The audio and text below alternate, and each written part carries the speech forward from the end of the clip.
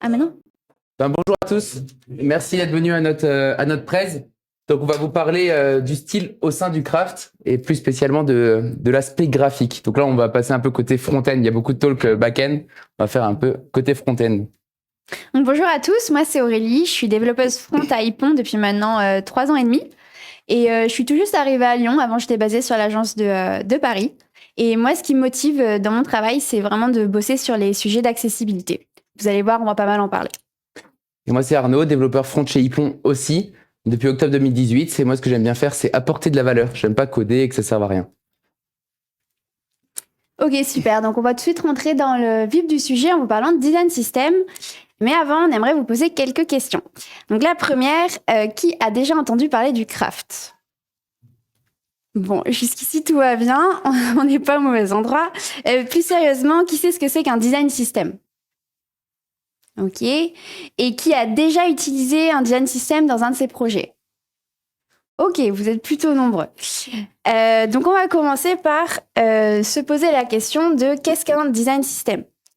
Donc un design system, ça constitue vraiment l'ADN d'un projet et ça permet vraiment une harmonie entre les différentes pages d'un site ou plus globalement entre les différents sites d'une organisation.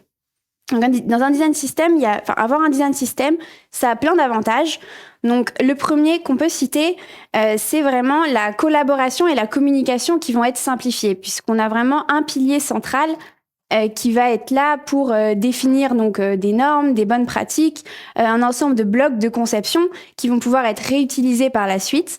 Et donc, c'est vraiment, ça aide toute cette communication et cette collaboration autour de cet outil.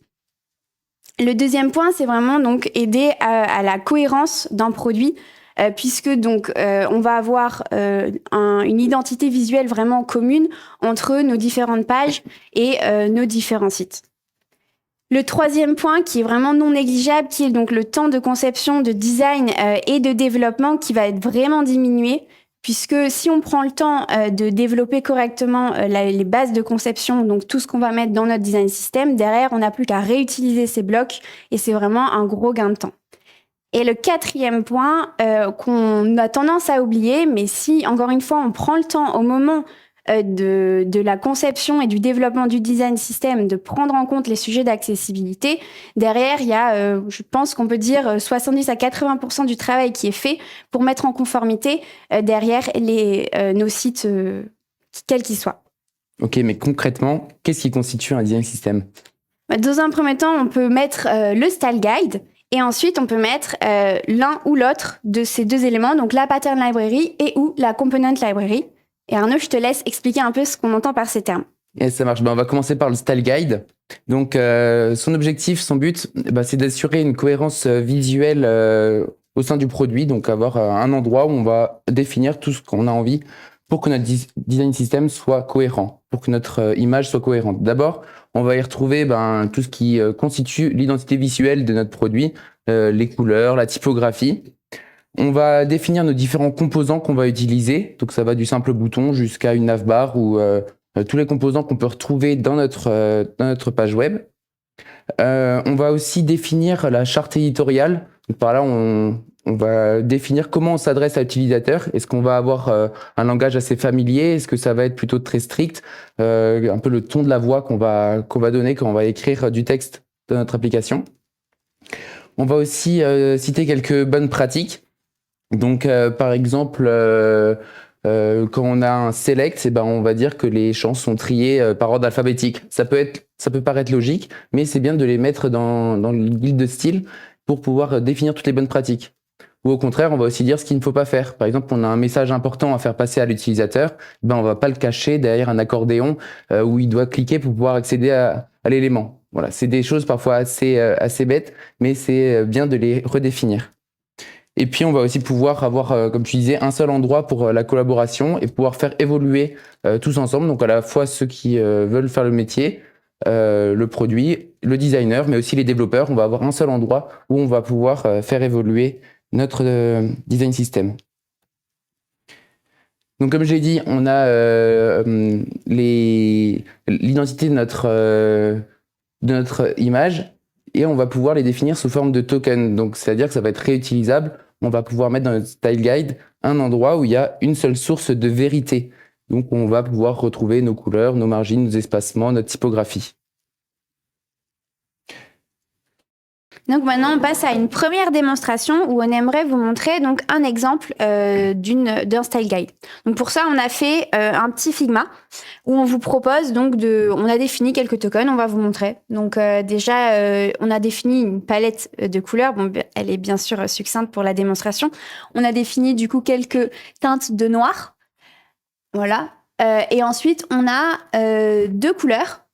Donc la couleur primaire qui est plutôt un violet et la couleur secondaire qui est un orange marron, appelez comme vous voulez. Et à chaque fois, on a 3 déclinaisons pour chaque.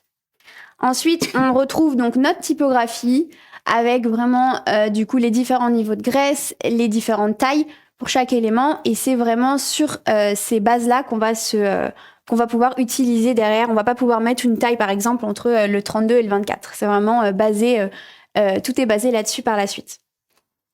Et ensuite, d'autres infos, le radius. Donc, on a 3 niveaux de radius, pareil. Et, Je sais pas si on voit bien. Ouais. Je pense que c'est du blanc sur du blanc. Donc, à mon avis, on voit pas très bien, mais c'est pas... Et les shadows. Et donc, pareil, 2 niveaux de shadow. Et ensuite, ce qui va vraiment nous intéresser ici et qui va constituer le fil rouge de toutes nos démos par la suite, ça va être ce composant. Donc, on a choisi le composant d'accordéon, donc qui permet de montrer et cacher un contenu qui se trouve juste en dessous. Et donc, on a 2 variants, donc le variant primaire et le variant secondaire, et des déclinaisons sur chaque. Donc, on va avoir la déclinaison over, la déclinaison disable, sans oublier le focus pour être conforme sur la navigation clavier. Et ensuite, on a la même chose en Uber. Voilà. Donc, on y reviendra par la suite, mais on va partir un peu là-dessus. Donc, c'est tout pour la démonstration du Style Guide. Et maintenant, Arnaud, je te laisse parler de la Pattern Library. Yes. Du coup, la Pattern Library, elle, son objectif, ça va être d'avoir la partie code de l'identité visuelle. Donc, on va refléter avec du code ce qu'on a vu dans le Style Guide.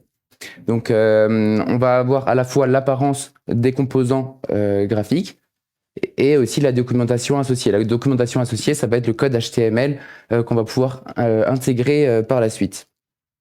Les avantages d'avoir une pattern library, ça va déjà d'avoir une documentation visuelle, de pouvoir lister tous les composants qu'on peut facilement intégrer avec la documentation associée. On va pouvoir réutiliser ces composants à plusieurs endroits dans notre produit, mais aussi dans divers produits. Si on a une app mobile, mais aussi un site web, on va pouvoir réutiliser ces mêmes composants. Et on est aussi agnostique de tout framework, parce que là, il n'y a que de l'HTML et du CSS, donc on va pouvoir l'utiliser aussi bien dans du Vue, de l'Angular, du React ou autre framework front. On a une cohérence, pareil que pour le Style Guide, on va suivre les différentes règles avec aussi des tokens, avec aussi des composants simples qu'on va pouvoir réutiliser. Et enfin, on va aussi pouvoir mettre en place déjà une première partie d'accessibilité et notamment vérifier qu'on a pris les bons champs sémantiques, les bonnes balises et les bons attributs associés dans nos composants. Quelques bonnes pratiques maintenant pour créer sa pattern library. Ce que j'aime bien utiliser, c'est l'atomic design. Donc on va un peu revenir à nos cours d'SVT et on va découper notre application comme si on découpait un organisme vivant. D'abord, il y a des atomes. Donc, on va avoir ici les plus petits composants possibles. Donc, par exemple, un titre, un bouton, un label. C'est quelque chose qui est indivisible. On ne peut pas avoir un demi-bouton. Donc, on va avoir les plus petits composants. Une fois qu'ils sont définis, on va pouvoir les utiliser, les combiner et créer des molécules. Donc, par exemple, si on a le input, le label, on va faire un label input. Donc, avec les 2 composants. Et ça va nous faire aussi un composant à part entière. Une fois qu'on a ces atomes, ces molécules, on va pouvoir aller un peu plus loin jusqu'aux organismes. J'aime bien prendre l'exemple d'une navbar. La navbar, elle est composée d'une icône, d'une search bar et puis de quelques boutons. Et on va utiliser ces atomes, ces molécules pour créer un organisme. Et une fois qu'on a tous nos organismes de la page, on va pouvoir créer un template de page qui va être une page fake pour rendre un peu ce qu'on peut faire avec tous nos composants, pour ensuite l'utiliser, l'implémenter et créer nos pages. On va continuer avec quelques bonnes pratiques lorsqu'on fait notre patin de librairie. Par exemple, cap, ça va être une notation qu'on utilise pour nommer nos classes CSS. Donc les classes, c'est ce qui permet d'identifier un élément de notre DOM pour pouvoir lui ajouter du style. Donc on va prendre l'exemple d'un bouton. On va avoir d'abord la définition du component lui-même, donc le button. Donc c'est le component du mot cap. Ensuite, on va pouvoir lui ajouter une partie à ce bouton. Donc par exemple, l'icône, c'est une partie de notre component, donc une part, et on va la nommer comme ça avec un tiré icône. Donc en bas, on voit que le bouton à l'intérieur, il a une partie qui compose le bouton avec tiré icône. Et ensuite, on va pouvoir décliner ce bouton. Et par exemple, le décliner avec une couleur secondary, ça va être une alternative. Et cette alternative, on va la nommer comme ça avec un tiré secondary. Ce sont du coup des bonnes pratiques pour être cohérent dans l'écriture de nos classes HTML et permettre de pouvoir plus simplement lire le code par la suite. Une autre notion encore de bonne pratique qu'on met en place, ce sont les quarks. Les quarks, ça va être une partie d'atome, molécule ou organisme, quelque chose qui ne peut pas exister, seul. Je vais prendre l'exemple d'une couleur. Une couleur, elle ne peut pas exister seule, on peut pas avoir un composant couleur. Et en fait, on va pouvoir faire des méthodes qui vont factoriser ces couleurs qui sont utilisées à plusieurs endroits. Par exemple, ici, on aimerait utiliser la couleur primary et la couleur secondary dans divers endroits. On a créé une fonction, une mixin, quark_font_colors, qu'on va pouvoir inclure à la fois pour le paragraphe. Donc le paragraphe, si on met la classe paragraphe et la classe -primary, on aura la couleur primary. Si on met -secondary, on va avoir la couleur secondary. Et on peut aussi l'inclure pour le titre. Donc au lieu de définir à chaque fois ces deux alternatives dans chaque composant, on va pouvoir en créer des fonctions et donc optimiser notre code et aussi le rendre plus maintenable. Ok, donc là, on va retourner sur notre petit exemple d'accordéon pour justement vous montrer ce que ça donne côté Pattern Library. Et avant, je vais peut-être, Arnaud, te laisser expliquer un peu, Oui. présenter notre super outil de Pattern Library développé. Donc pour faire notre Pattern Library, on va utiliser TQI. C'est un projet open source créé par Anthony Ray.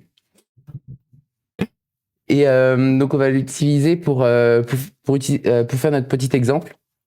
Donc ça suit aussi l'Atomic Design que je vous ai présenté juste avant. Pour l'exemple, je vous ai déjà créé deux petits composants. Le composant titre avec ses différentes déclinaisons. Donc à la fois la taille de titre, mais aussi la couleur qui change. Je ne sais pas si vous voyez bien. Oui. Et la partie documentation, c'est-à-dire le code qu'on peut inclure pour pouvoir l'intégrer dans notre application. Pareil pour le paragraphe, voilà, avec les différentes déclinaisons de graisse ou de couleurs. Le but, ça va être ensemble de créer cet accordéon. Donc on a l'accordéon qui est prêt à recevoir du code et on va le faire ensemble. Petite spécificité de TQI, c'est que quand on va développer notre composant, on va le développer en Pug. Pug, c'est ce qui permet de faire du templating HTML, mais un peu plus poussé. On va pouvoir avoir aussi des variables, passer des arguments à nos composants, donc ça va être un peu plus poussé. J'essaierai à chaque fois de faire le comparatif entre le Pug et l'HTML pour vous compreniez. Donc là, par exemple, ce que vous voyez à droite, c'est exactement l'équivalent de ce qu'il y a là à gauche. Pour l'instant, on a juste une div avec une classe Lioncraft Accordéon qui contient du texte Lioncraft Accordéon. Côté code,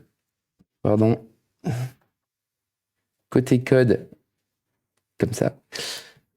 Du coup, dans TQI, je grossirai, il y a juste le readme que je peux pas grossir, mais le reste, ça sera un peu plus gros. Et à gauche, on voit juste on retrouve nos différents dossiers, donc atomes, molécules, organismes, templates, dans lesquels on va pouvoir mettre nos différents composants. On retrouve aussi nos tokens, nos quarks, et je vais vous montrer le petit exemple qu'on a eu tout à l'heure avec le title. Donc on définit notre title. Donc là, on a du Pug, où on a plusieurs paramètres en haut, le color, le level, et on va avoir du coup un H1 ou un H2 qui a pour classe Lioncraft Title. et des classes en plus en fonction de la couleur ou du level. Et niveau CSS, on inclut le Quark Font Color, comme dans l'exemple que je vous ai montré dans la présentation. Donc on peut avoir ces 3 déclinaisons de couleurs qui sont des alternatives, et aussi la typographie qui change en fonction du level. Et si c'est tout bon pour vous, on va pouvoir attaquer sur la partie accordéon. N'hésitez pas à me dire si c'est pas assez gros, je peux grossir encore un petit peu. Un chouïou, c'est bon. Je peux me mettre un petit peu plus. En 20, hop là. Ouais. Ok, je te laisse peut-être retourner sur le Figma une fois que tu auras ouvert le bon fichier pour qu'on se remette en tête à quoi ressemble notre composant. Donc, ce qu'on vous propose de faire, c'est de commencer par la structure HTML du bouton dans un premier temps. Donc là, notre accordéon, ce qu'on se propose de faire, c'est de le décomposer dans un premier temps avec un heading. Donc, on va choisir le niveau 2, donc un H2. C'est un peu arbitraire pour la démo, mais je pense que c'est important de garder vraiment ce niveau de titre. Dans notre titre, on va avoir un bouton pour avoir cette interaction d'ouverture et de fermeture.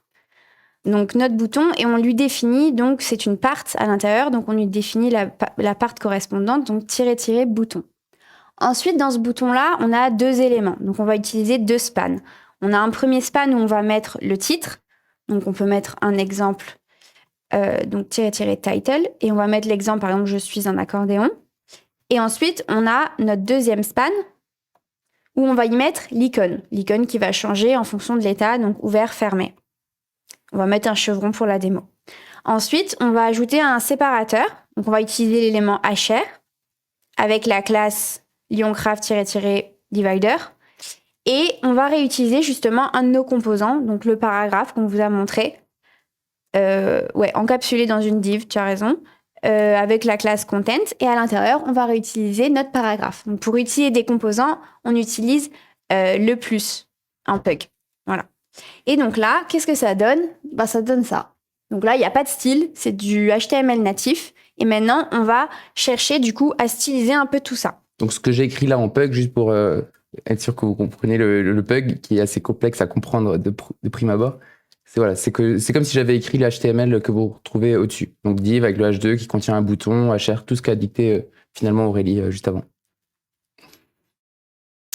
Ok, on part sur la partie style ? Oui. Donc, dans le fichier accordéon CSS. Et donc là, juste pour la démo, on va avancer un petit peu parce que sinon, ça prendrait un peu trop de temps. Et on a déjà développé le premier variant. Donc, ce qu'on va se proposer de faire, c'est de développer donc, le variant secondaire. Donc ici, vous voyez, on a mis en lumière les différentes déclinaisons parce que là, on est dans la pattern library, donc c'est statique, ça va pas être fonctionnel. Et on a donc nos différents déclinaisons, donc fermé disable, ouvert et ouvert disable. Et dans cette même idée, on va se proposer de rajouter une déclinaison par déclinaison. Et donc, on va commencer par la déclinaison secondary closed, à l'image de ce qu'on a fait pour la primaire. Donc, ce qu'on va changer, c'est juste un peu de naming pour la présentation. Donc, à ce niveau-là, le secondary. Et ensuite, on va rajouter à ce niveau une propriété, donc variant, qu'on va mettre à secondary. On va volontairement mettre une valeur par défaut pour pas avoir besoin de changer les déclinaisons du dessus. Donc maintenant, si on retourne dans l'implémentation de notre accordéon. Donc on voit juste à gauche qu'il est déjà apparu, secondary closed. Voilà. Mais bien sûr avec une copie de ce qu'on a juste au-dessus parce qu'on n'a pas encore défini les styles. Donc on peut récupérer dans les options notre nouvelle option, donc le variant, et on va ajouter une classe en fonction du coup de cette déclinaison. Donc, on va la paramétrer en fonction de ce qu'il y a dans le variant. Et par défaut, on va lui mettre une variable, on va lui mettre un primaire. Tu as oublié de le mettre. Primary par défaut. Voilà. Ensuite, cette classe, on va l'ajouter au plus haut niveau de notre composant, donc sur la div englobante Lioncraft accordéon. Donc, juste ici. Et on voit bien du coup ici que notre dernier accordéon, je vais montrer là, monte dans le HTML. Il a bien la classe secondary. Donc maintenant, on n'a plus qu'à rajouter le style pour faire en sorte que le style corresponde à la maquette. Ok, donc à ce niveau-là, ce qu'on se propose de faire, c'est d'utiliser des variables CSS pour réutiliser un peu tout ça et changer uniquement la variable lorsqu'il y a un changement de classe. Donc là, on définit une variable. On va commencer par changer la couleur de la bordure. Donc on va définir une variable qui va s'appeler accordéon border color. Et c'est cette variable-là qu'on va faire changer de valeur en fonction de l'état dans lequel on se trouve. Donc par défaut, on va lui mettre ce qu'on avait mis dans dur juste avant, donc la valeur primary, donc qui est équivalente à notre token. Et ça, on va le remplacer à l'endroit. Normalement, jusqu'ici, rien n'a changé. Maintenant, ce qu'on va faire, c'est qu'on va surcharger cette variable dans le cas de notre alternative secondaire. Donc on rajoute le sélecteur qu'il faut en CSS, et ici, on va surcharger la variable. Et cette fois, avec la valeur de secondary. Et là, normalement, on a la bordure qui change de couleur. Je pense que tu peux peut-être... Ouais, ça se voit bien, sur les... encore mieux que sur le... Tout va bien. Ok, donc voilà, sur le même principe, maintenant, on va changer un peu les différents éléments de notre accordéon. Donc, on va continuer avec la couleur du bouton, donc la couleur du title et de la petite icône. Donc, on définit une autre variable, button color, où on reprend du coup la valeur par défaut qu'on avait mis, donc c'est la même que la bordure. On la remplace du coup dans le code existant, juste en dessous où on avait sélectionné la couleur. Et on la surcharge dans le cas de l'alternative secondaire.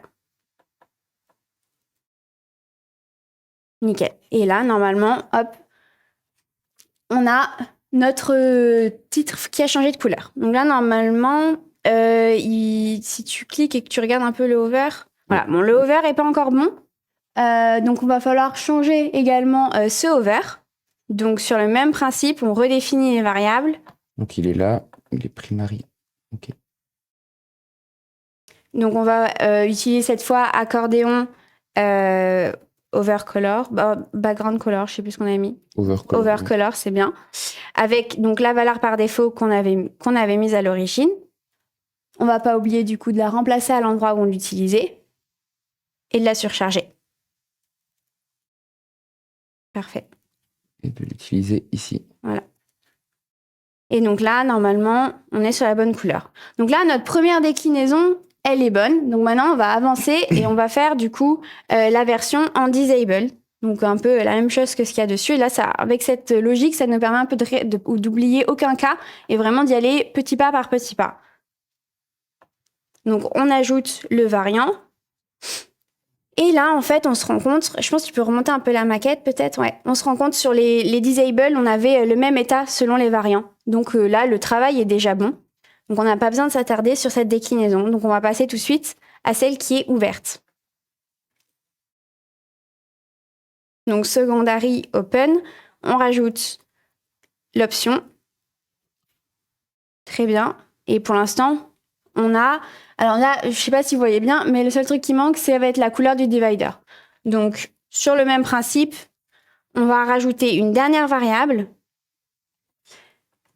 qui nous permet du coup de sélectionner la couleur du divider. Divider color.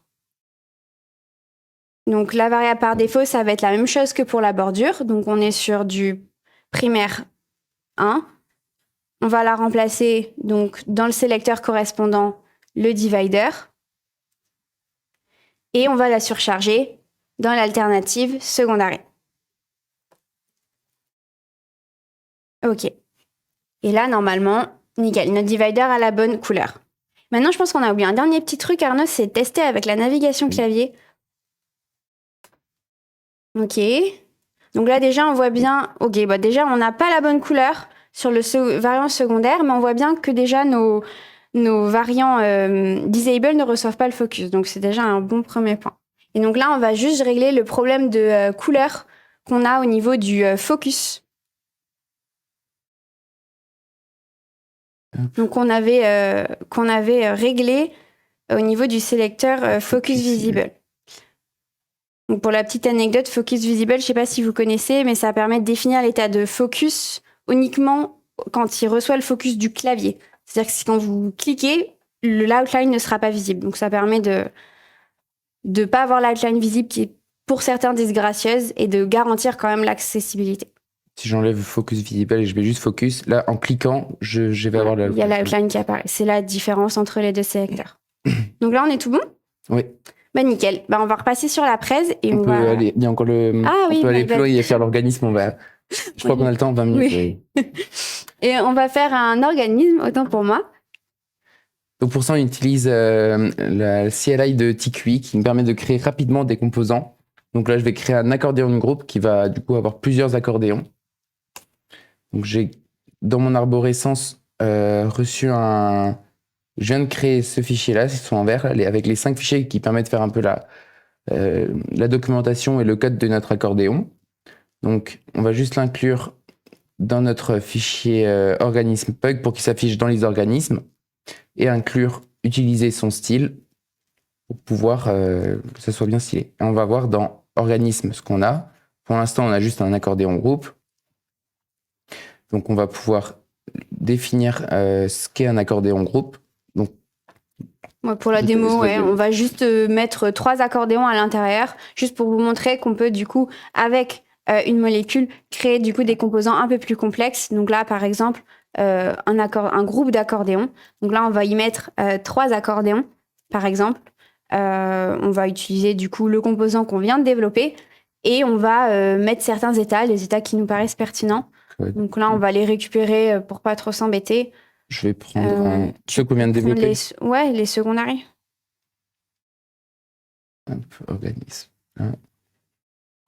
Donc, voilà. Et du coup, on va vite voir du coup ce qu'on vient de faire qui va apparaître sur la fenêtre de gauche.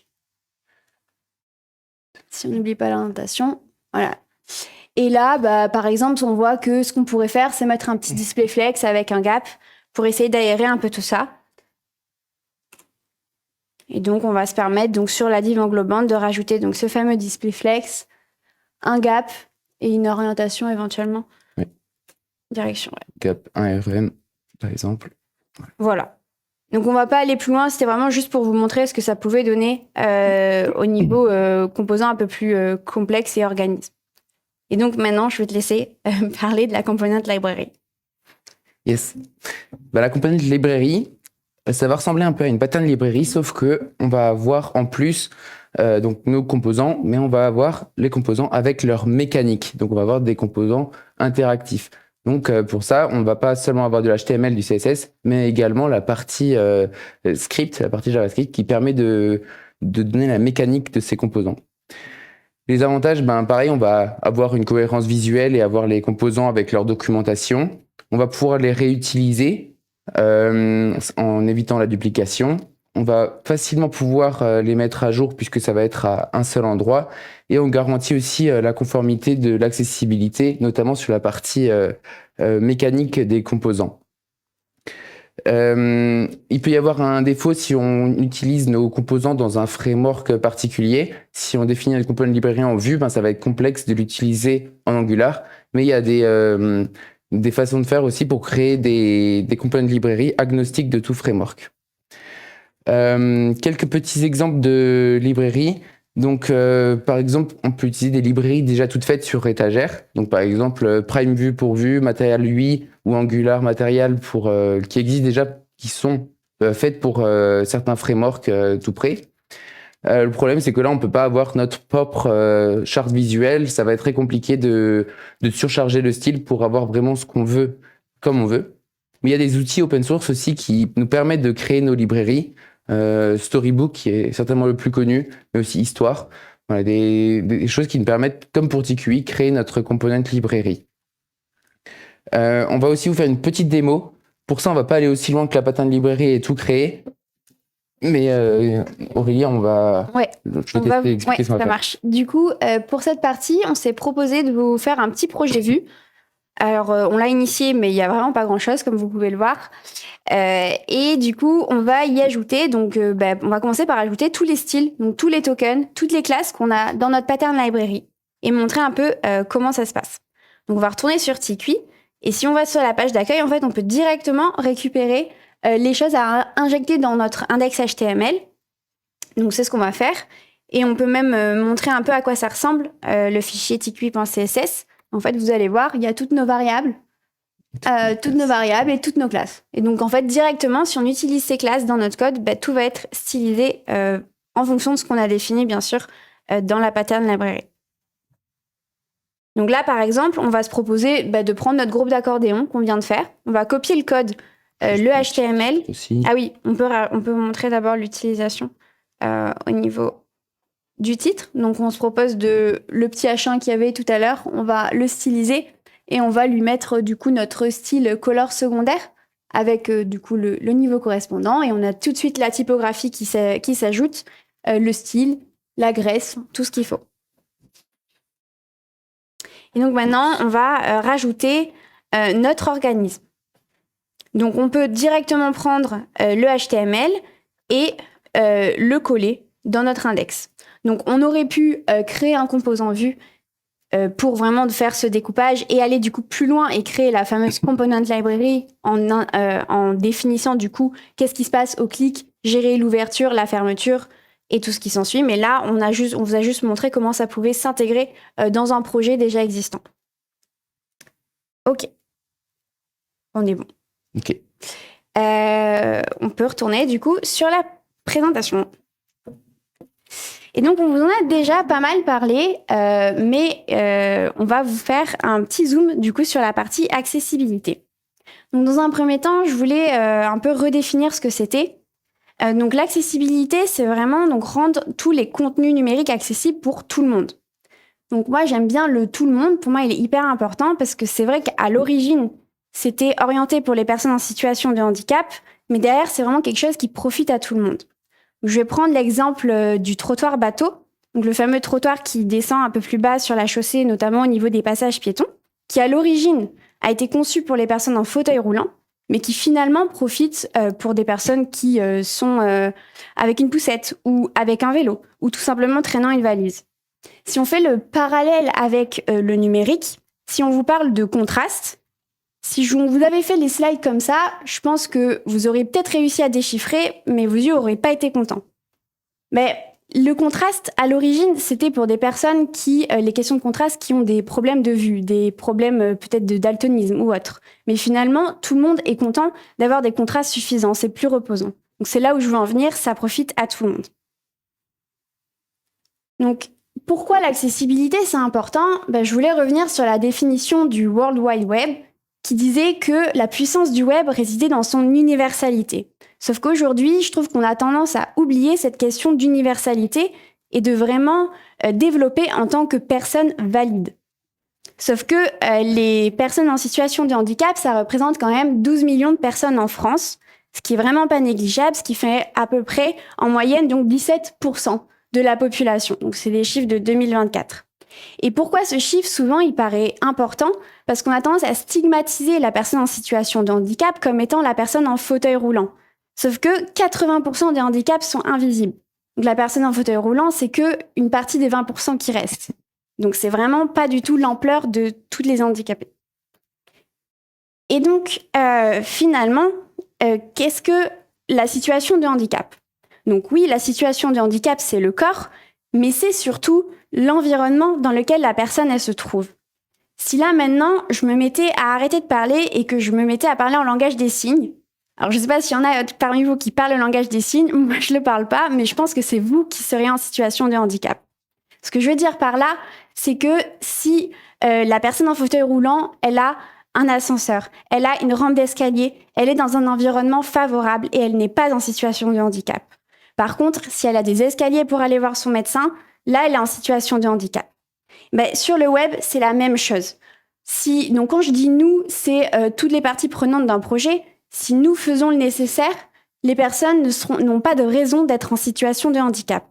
En revanche, si on ne fait pas ce qu'il faut, là oui, il y aura une situation de handicap. Et le plus important là-dedans, c'est qu'on a vraiment le pouvoir de changer les choses puisqu'on est acteur là-dessus. Donc pour aller un peu plus loin et pour répondre à la question comment on crée une situation, un environnement favorable, je voulais juste expliquer un peu quelques termes qui sont importants pour la suite. Donc qu'est-ce que c'est que l'arbre accessible ? Je pense que vous avez conscience de ce que c'est que le DOM, mais peut-être un peu moins de l'arbre accessible. Pour faire simple, l'arbre accessible, c'est le DOM en enlevant tous les nœuds qui n'ont pas de sens sémantique. Donc, grosso modo, en enlevant toutes les divs. Donc là, par exemple, j'avais un formulaire avec un select et un bouton. Notre arbre accessible, il va ressembler à ça.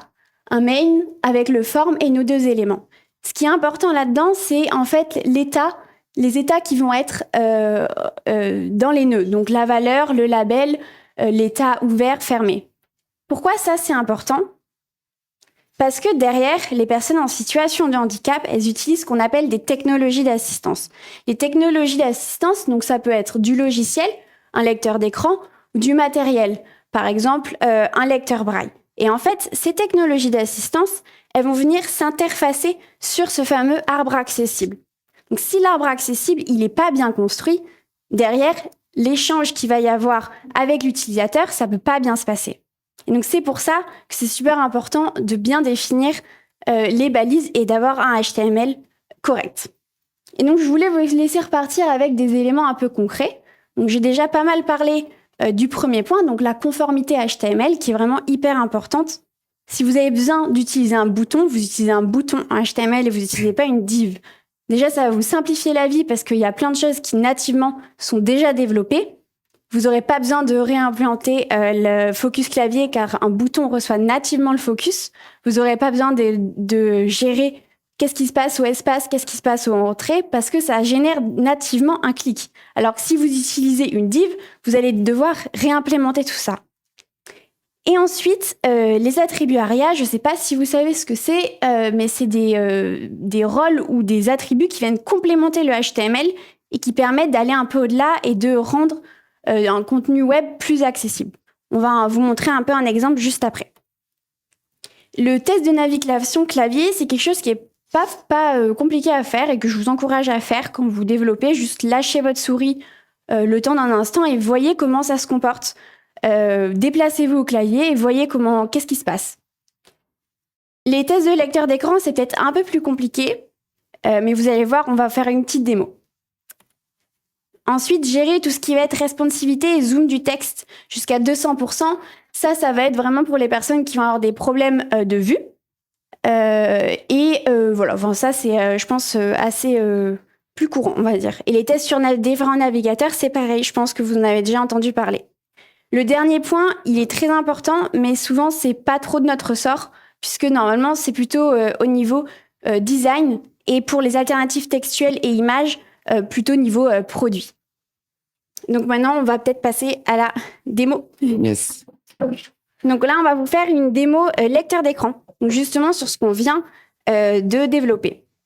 Donc pour la démo, pour ceux qui n'ont jamais utilisé de lecteur d'écran, vous allez voir donc sur Mac, c'est VoiceOver, il est installé par défaut. Il va y avoir du coup le son, donc la lecture, et il y a aussi un petit prompt. Si jamais vous entendez pas bien, je pense que tu peux mettre le son assez fort. On va tenter. On va essayer, on va voir. VoiceOver activé arc, lion graph, fenêtre, lion graph, contenu web et la cible de la saisie au clavier. Ok, donc là, en gros, il vient de démarrer. Et maintenant, ce qu'on vous propose, c'est qu'on va se déplacer donc avec le tab. Et du coup, normalement, on se déplace avec le tab d'éléments qui reçoivent le focus en éléments qui reçoivent le focus. Donc là, c'est pour ça qu'on avait mis un bouton. On va tomber sur notre accordéon. Vas-y. Je suis un accordéon, bouton.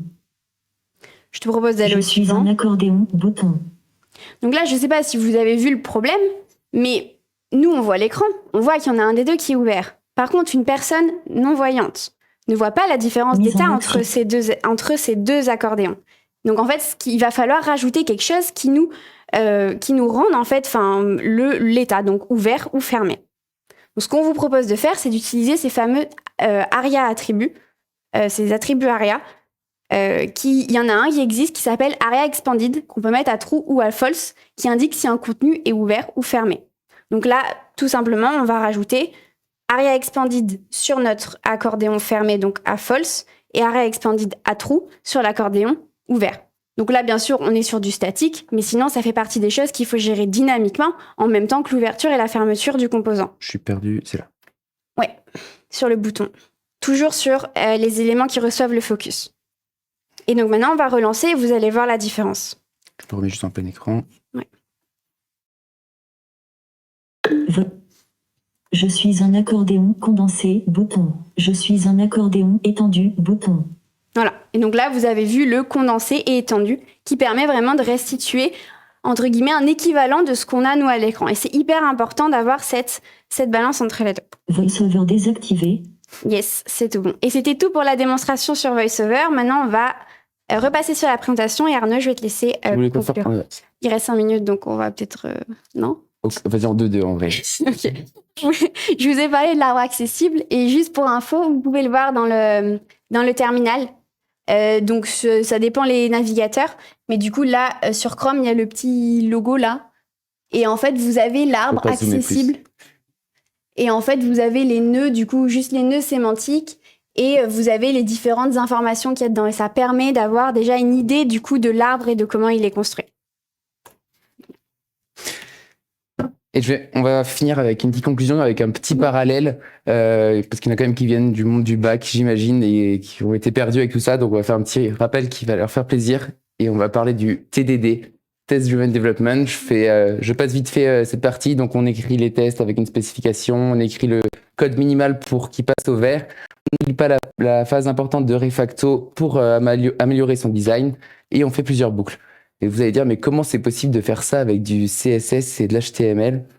Et ben en fait, on fait du Document Driven Development. Donc, au lieu d'écrire des tests, on va écrire en fait notre spécification sous forme d'HTML. Donc, c'est ce qu'on a fait tout à l'heure avec Aurélie. On a d'abord décrit ce que c'était notre accordéon. Il ressemblait à rien. Il y avait un bouton, un tiret et puis un paragraphe en dessous. Ça ressemblait à rien. Mais c'est pas grave. On avait notre définition de la structure. Ensuite, on a implémenté du coup...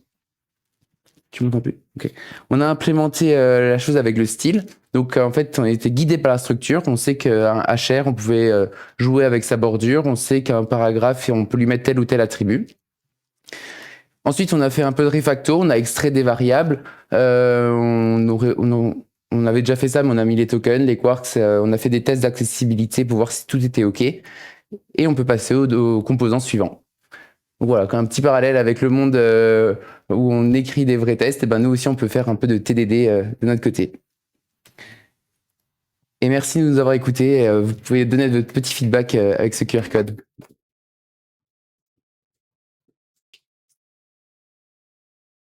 Et il reste même 3 minutes pour les questions. Et c'est toi qui me dis ça.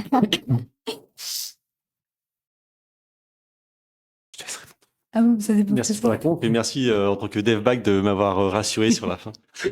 Non, j'avais une question vis-à-vis des frameworks de tests d'accessibilité. Je vois, par exemple, sur Android, il y a un Google Test Framework justement sur l'accessibilité. Est-ce que vous faites ça avec du Cypress, avec ce genre de choses? Est-ce qu'il y a des librairies qui existent pour faciliter le fait qu'un accordéon vérifie toujours qu'il puisse être ouvert ou fermé et qui se prononce sur ce sujet-là? Ouais, sur l'accessibilité à proprement parler, il y a des librairies qui existent. Après, c'est pas magique. Enfin, il y a, par exemple, si on se réfère au référentiel en France qui est le RG2A, il y a que 30% des critères qui peuvent être automatisés. Pourquoi? Parce que il y a beaucoup de critères qui laissent place à pas mal de subjectivité. Notamment, est-ce que tel libellé, il est pertinent? Ça, c'est des choses qu'aujourd'hui, on a du mal à automatiser. Et il y a beaucoup de critères qui sont comme ça dans le référentiel. Et c'est lié au contexte aussi. Enfin... Oui, voilà, c'est très contexte. En fait, il y a beaucoup de choses qui sont très contextuelles. Donc, il y a des outils. Ça permet de tester les trucs un peu basiques, si je peux dire. Ça, c'est de l'aide. Donc, il y a des extensions navigateurs comme Lighthouse qui existent, Axcore qui permettent de repérer des problèmes de ce type. Il y a des choses qu'on peut mettre au niveau de la CI. Après, c'est vrai qu'il y a une solution qui marche bien, qui s'appelle Axcore, mais qui est payante. Du coup, c'est des fois un peu dommage. Donc, il y a des solutions qui existent, mais il faut vraiment les utiliser avec parcimonie parce que le score qu'elles peuvent donner n'est pas révélateur d'un vrai audit accessible. Donc, rien ne vaut les tests humains, en fait. Voilà. Ça répond à ta question?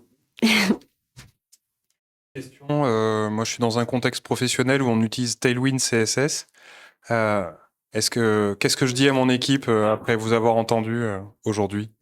Le problème de Tailwind, c'est qu'on va être lié à une techno et souvent, en plus, Tailwind nous fournit des classes utilitaires qui sont, vous l'avez vu, écrites aussi rapidement à la main. Et ensuite, on se trouve avec des attributs super longs dans notre HTML, alors que là, nous, on a réussi à découpler la chose. Si on doit maintenir, c'est beaucoup plus simple. On peut extraire les variables et tout ça. Donc, je pense que c'est beaucoup plus simple de maintenir une pattern librairie plutôt que beaucoup de classes utilitaires. Merci. qu'il y a d'autres questions? Est-ce qu'il y a une taille minimum de projet de front à partir de laquelle c'est utile d'avoir une pattern library? Je pense pas forcément. Dès le début, moi, je mets ça en place. En fait, déjà, ça permet de découpler à la fois la partie code et la partie style. Et je sais où est mon style. Je peux le déployer à part aussi. Je peux avoir sa propre CI qui va être plus simple. Je peux du coup le gérer, le faire évoluer plus facilement. Donc, non, dès le début, moi, je mets ça en place. Même si j'ai pas besoin de l'utiliser à plusieurs endroits, je le mets en place dès le début. La question se pose peut-être un peu plus sur la component library qui est peut-être un peu plus lourde avec tous les changements, mais je pense que la pattern library est plus adaptée à des plus petits projets. Merci. Merci.